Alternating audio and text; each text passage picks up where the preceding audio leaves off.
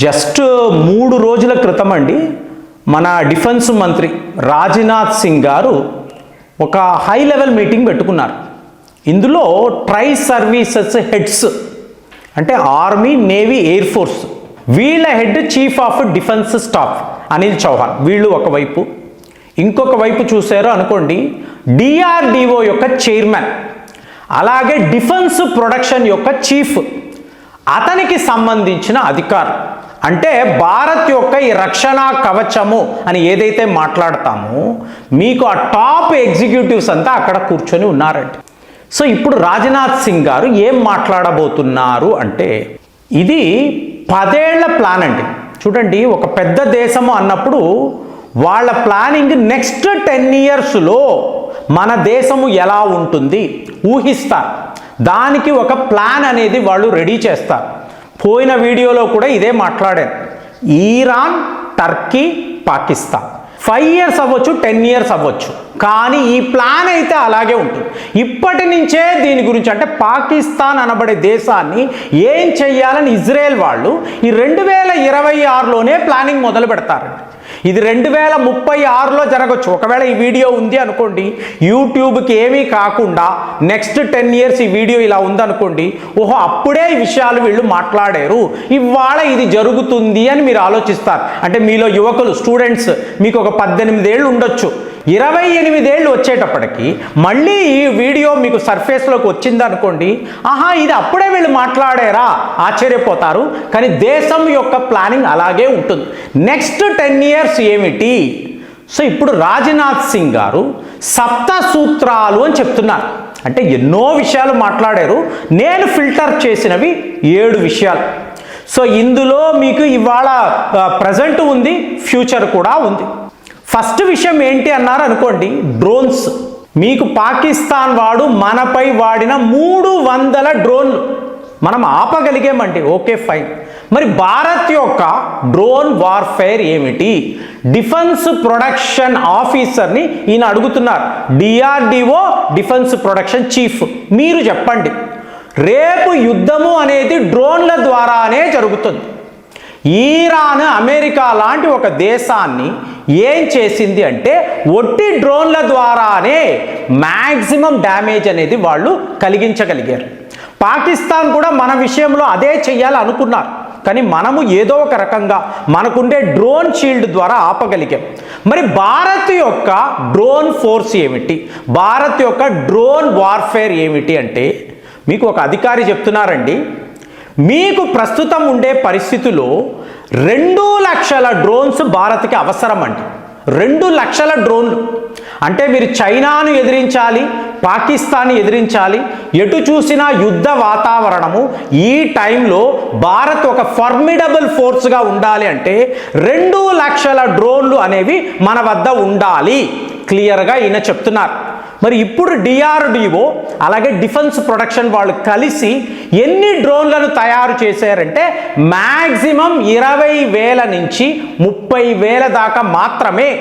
అంటే మామూలుగా చూశారనుకోండి ఇది చాలా పెద్ద నంబర్, కానీ ఇండియా ఉండే పొజిషన్లో ఒక గ్లోబల్ సూపర్ పవర్గా డిఫెన్స్ రంగంలో అగ్రగామి దేశము అన్నప్పుడు 2 లక్షల డ్రోన్లు మన వద్ద ఉండాలి అని చెప్పి చెప్తున్నారు.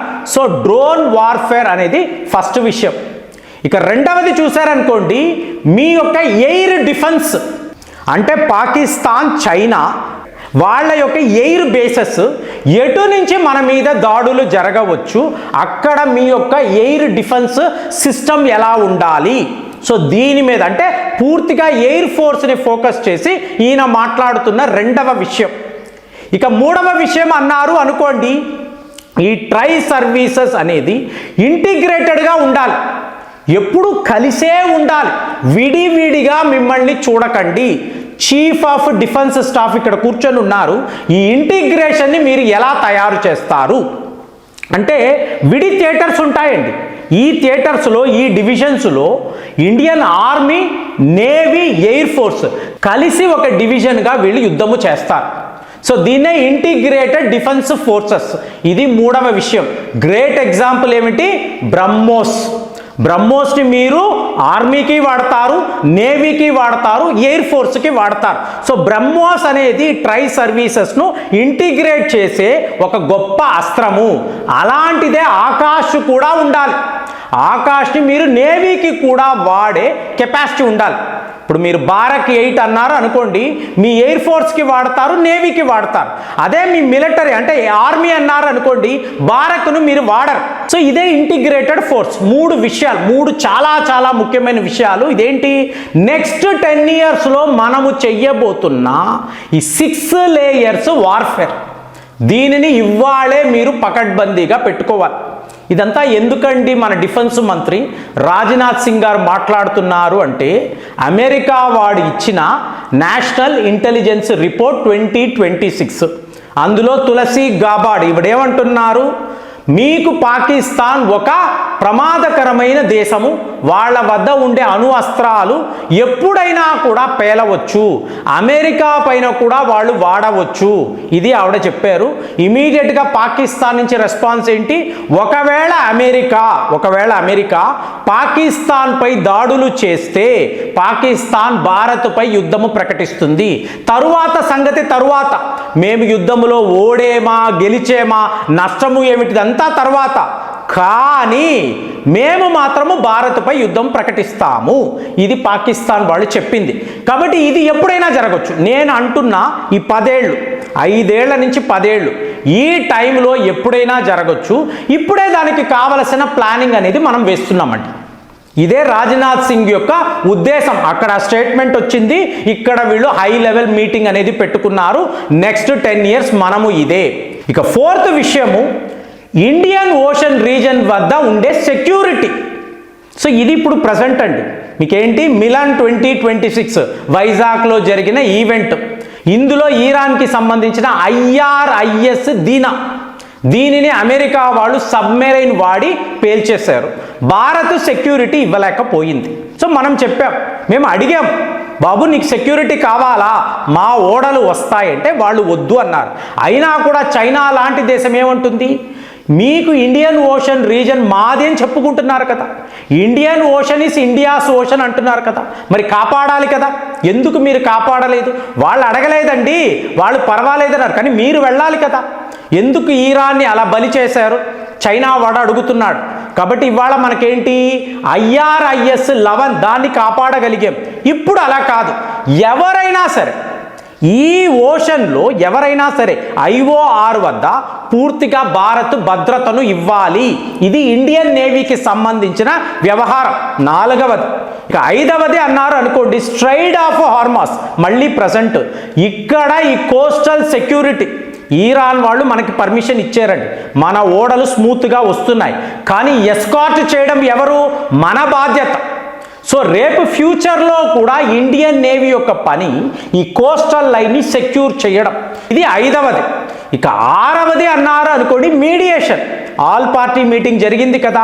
సో ఇందులో జయశంకర్ గారు ఏమన్నారు, మనము పాకిస్తాన్ కాదు, ఒక దళాల్ నేషన్ కాదు, అలాగా ఫ్యూచర్లో ఎవరికి ఎప్పుడు భారత్ మీడియేషన్ అనేది చెయ్యదు, ఈ నిర్ణయాన్ని మనము తీసుకోవాలి.